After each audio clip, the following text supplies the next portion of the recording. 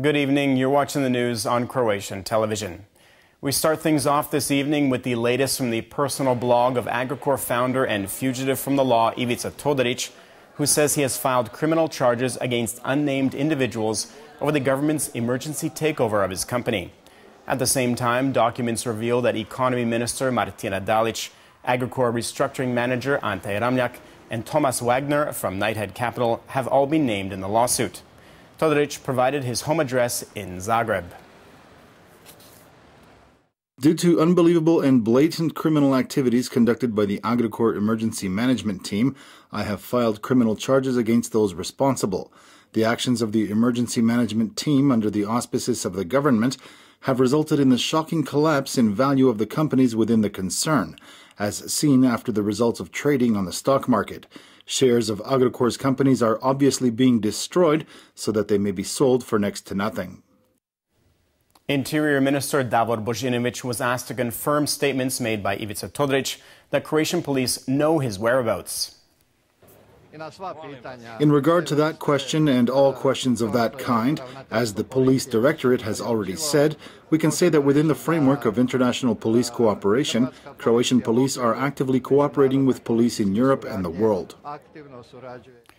The Minister of Labour and the Pension System has responded to concerns voiced by the Croatian Pensioners Party over the drastic drop in value of Agrokor shares. We are, and always have been, in continuous contact with representatives from the pension fund.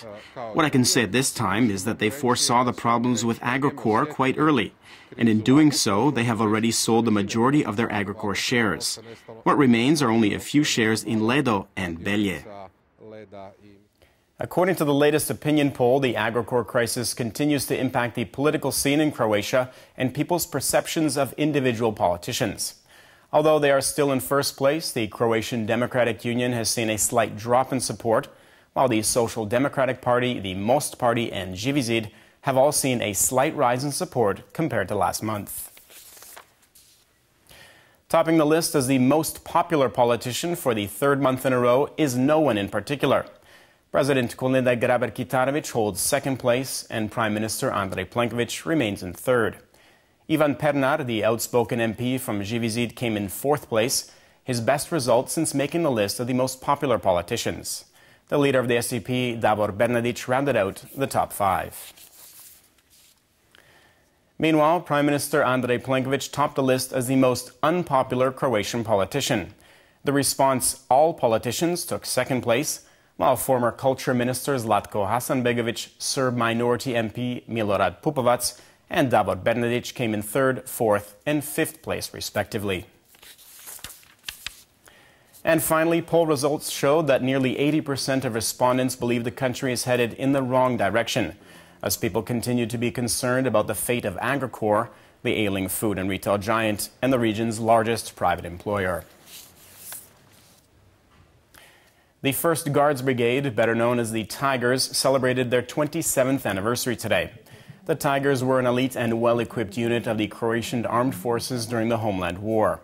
Ceremonies were held at the Croatia military base, where Veterans Minister Tomo Medved, Interior Minister Davor Božinović, and Zagreb Mayor Milan Bandić laid wreaths and lit candles at the monument to the 367 fallen Tigers.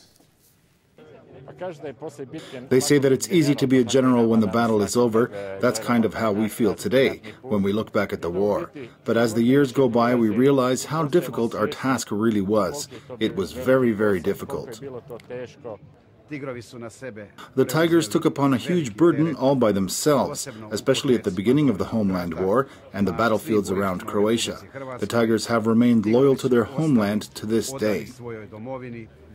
Around 70 divers from 7 Croatian scuba diving clubs took part in a major cleanup of Zagreb's popular Jarun Lake. The most common items pulled from the depths were bottles, car tires, and other garbage. Here at Jarun Lake, the largest object we recovered was a small boat. But we find everything here, from old washing machines to car tires.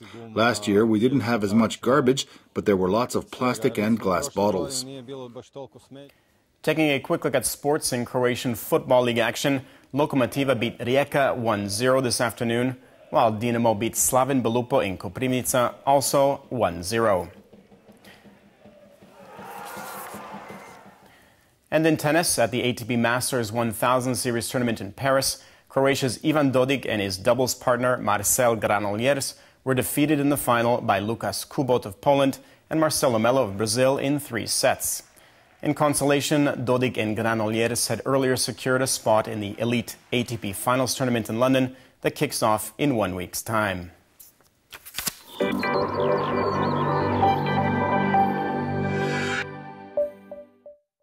The weather forecast for tomorrow calls for mostly cloudy skies and rain showers.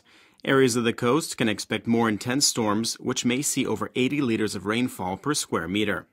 The least amount of rain will be seen in the far east and areas of the Danube River Basin.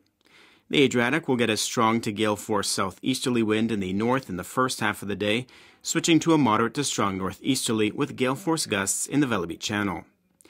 Morning lows of between 4 and 9 in the interior and between 14 and 19 on the coast will give way to highs of 7 to 12 inland and 14 to 19 degrees Celsius on the coast. Continental regions will continue to be cloudy with scattered showers for the first few days of next week. Temperatures will remain relatively stable and be around normal averages for this time of year. The coast will also be mostly cloudy with scattered showers. Heavier downpours are expected on Tuesday, especially in the far south. Winds are set to die down by the middle of next week.